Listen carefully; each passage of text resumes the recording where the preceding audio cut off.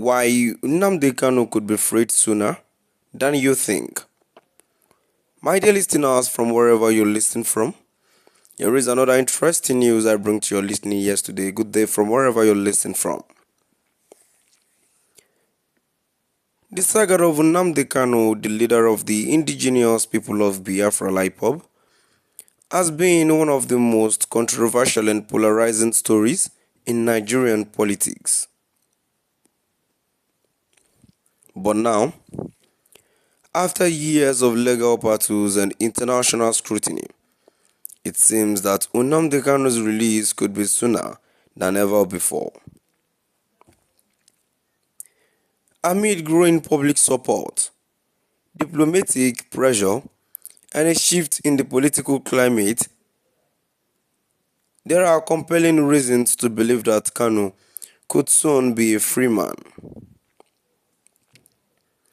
Nnamdi Kanu's journey to detention began with his outspoken calls to the independence of Biafra, a secessionist movement that has existed since the Biafra War of 1967 to 1970. Kanu's leadership of IPOB, coupled with his fiery rhetoric and calls for the restoration of Biafran sovereignty, earned him both fierce support and intense opposition. He was arrested in 2015 on charges of terrorism, treasonable felony, and inciting violence, charges that many argued are politically motivated. After his dramatic rearrest in 2021, following his escape from Nigeria, Kanu case became a flashpoint in the country's ongoing debate about self-determination, ethnic marginalization, and political repression. While his imprisonment was justified by the Nigerian government as necessary for national security, critics have long argued that Kanu's detention is a violation of his human rights and an attempt to suppress dissent. One of the most significant reasons that Nnamdi Kanu's release could come sooner than expected is the shift in the political landscape within Nigeria. With growing concerns about national unity, security, and international relations, the Nigerian government is increasingly under pressure to find a resolution to Kanu's case. Within Nigeria, particularly in the southeastern region, the calls for Kanu's release have reached a fever pitch. His continued detention has been a rallying cry for ethnic groups who feel marginalized and underrepresented. Many believe that releasing Kanu would send a powerful message to the southeast that their grievances are being heard.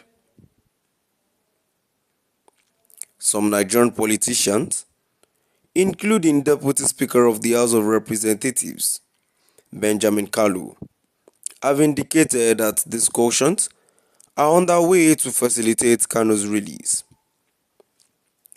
These political figures understand that keeping Kanu in detention could inflame tensions in the region, especially as demands for self-determination and greater regional autonomy continue to rise. If the government wants to avoid further unrest, releasing Kanu might be a necessary step. The international community too has weighed in heavily on Kanu's case.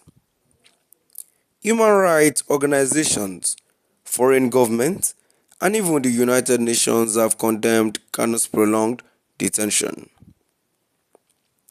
There is growing concern that his treatment constitutes an infringement on basic human rights, and the Nigerian government faces increasing diplomatic pressure to resolve the matter swiftly. As Nigeria seeks to improve the global standing, it is clear that maintaining Kanu's imprisonment could harm the country's reputation. Diplomats and foreign leaders have been vocal in urging the government to either provide sufficient evidence for his charges or release him. This external pressure, combined with internal demands, has made Kanu's release seem more likely in the near future. One of the most important developments in Kanu's case is the ongoing legal proceedings that could pave the way for his release. His legal team has consistently argued that Kanu's detention is unlawful, and they have made significant strides in challenging the charges against him.